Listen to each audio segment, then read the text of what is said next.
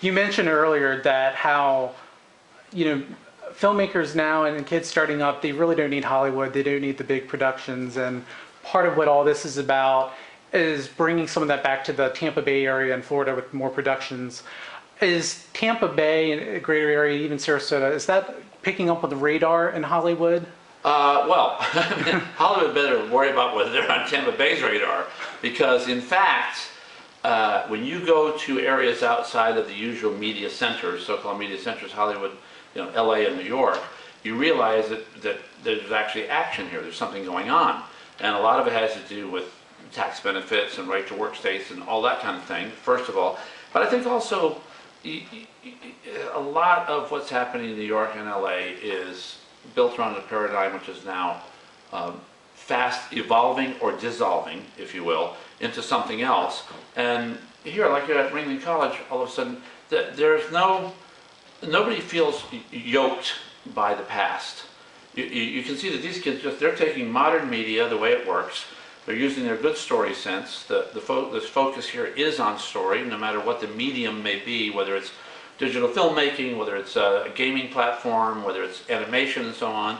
And I mean, they showed me 80% ready animation yesterday that was absolutely studio quality in every way, shape, or form. The stories were fabulous, really charming and funny. The essential concept was great.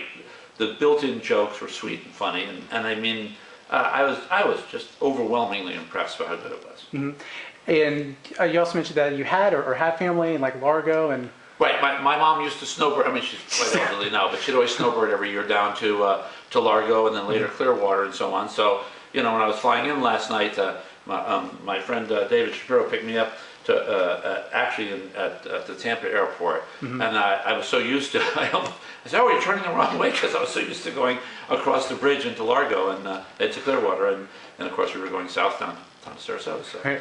So then, with that, local appeal and the attraction of filmmaking here now that's going on, would maybe doing business here interest you in the future if the circumstances were right? I would be very excited doing business here because first of all, everybody I met seemed to be first off, have a good business sense, a good savvy business sense. And I get a sense of great economy here at the school.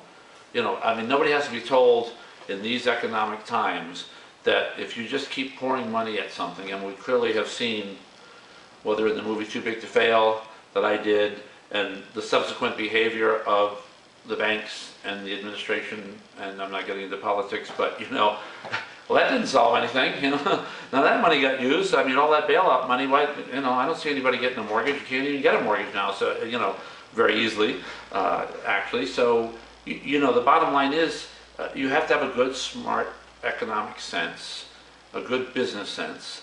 And one of the things that's happening here at Ringling College, and I think by extension in the area, like in Sarasota, the idea of having a film festival. I mean, the film commissioner stopped by. I mean, she's smart. She stopped by. I'm thinking, oh, see, she had another appointment, but she stopped by just to make sure that I knew that she was aware of me and wanted me to feel welcome. Now, forget that it's me. The fact that she is savvy enough to make sure that people are welcome. Now I have a contact. I know what's going on.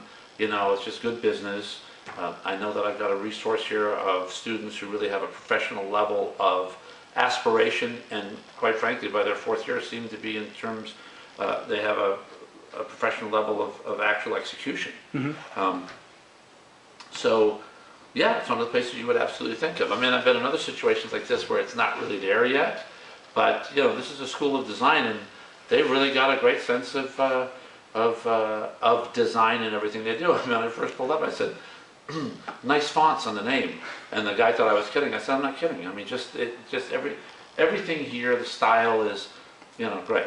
I don't know. It's just a very good, truly modern sense of style. Right. And then in these creative fields, how do you weigh talent versus business savvy? Well, unfortunately, we're in an art/business where both are necessary. I mean, Oliver Stone is a great business. I went once to Digital Domain when they were first sort of having their power felt in the film industry with Oliver. And they were gonna show him a lot of stuff, what they'd done on Apollo 13 and so on. And the first thing he says, am I gonna get a discount because I have 3 Oscars? You know, and the bottom line, I thought, hey, he's smart, because the bottom line is, the more money you can put on the screen and not be spending it on all that other crap that they do in Hollywood, the better chance you're gonna have of having a great movie. And once you have a great movie, you know, it's like trickle-down economics. Everyone makes fun of it, but boy, we wish we had some right now, don't we? Because we don't have anything else. You know, all we do is spend, but we don't get anything back.